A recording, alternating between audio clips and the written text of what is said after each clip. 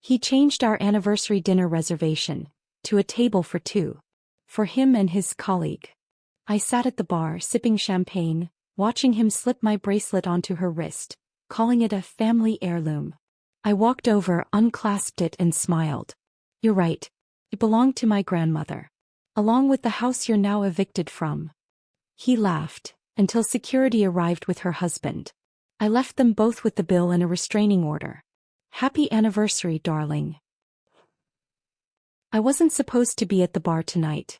I was supposed to be seated at table 23, the best spot in the house, with a perfect view of the patio fountains and the Chicago skyline beyond the glass.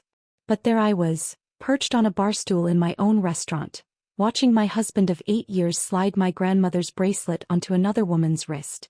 The champagne tasted bitter against my tongue as I observed them from across the room. I'd worked 16-hour days for months to bring Harvest Moon to life, my dream restaurant, finally a reality. Opening night had been flawless so far. The critics were impressed, the dining room was packed, and my signature autumn squash risotto had received nothing but praise. Everything was perfect except for the table I couldn't stop staring at. Is everything all right, chef? Marco, my head bartender, refilled my flute with Dom Perignon, the same bottle I'd been saving for Axel and me to share tonight. Our 8th anniversary. Just taking a breather, I lied, forcing a smile.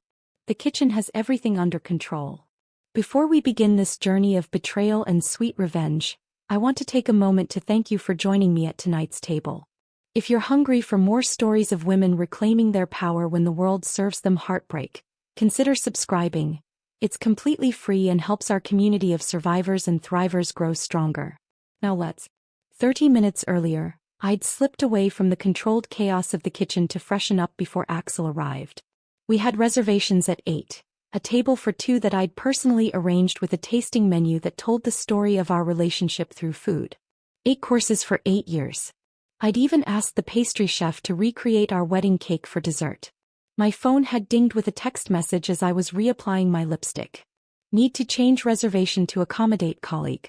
Table for two, but I'll be bringing Hazel from the campaign office. You understand?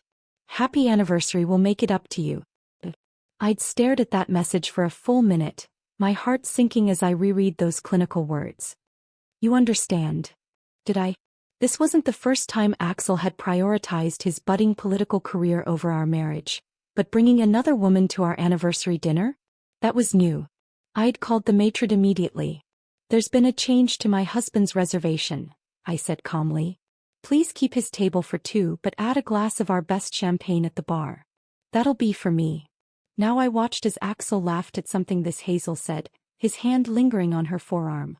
She was everything I wasn't, polished in that campaign-ready way, with honey blonde hair that fell in perfect waves past her shoulders. Her red dress hugged curves that my chef's coat had hidden for years. I tugged self-consciously at my black dress, the one I'd bought especially for tonight, now feeling like an afterthought in my own restaurant. 8 anniversaries. The first, we'd gone camping in Michigan, making love under the stars after a dinner of hot dogs and beans. The 5th, Paris, where Axel had surprised me with cooking classes at Le Cordon Bleu, the push I'd needed to finally pursue my culinary dreams.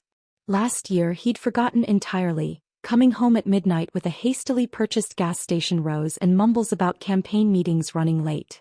I fingered the stem of my champagne flute, remembering how we used to be. Before the campaign. Before his ambitions for state senate consumed everything. Before I became a box to check on his path to political success. Supportive wife, check. Small business owner, check. All-American backstory, check. The sommelier approached their table with the wine I'd selected for us, a 2012 Barolo that we'd first tasted on our honeymoon in Italy. Axel was making a show of it, explaining the wine to Hazel as if he were the expert. I watched her lean forward, captivated by whatever story he was telling.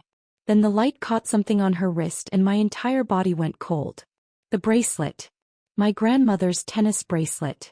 Delicate diamonds set in white gold, with a distinctive Art Deco clasp that couldn't be mistaken for anything else. I'd worn it on our wedding day as my something old. It had been in my family for 3 generations. I remembered the day I'd shown it to Axel, telling him about my grandmother pawning it during hard times to keep our family afloat, only to buy it back years later with her saved tips as a waitress. How she'd given it to me on her deathbed.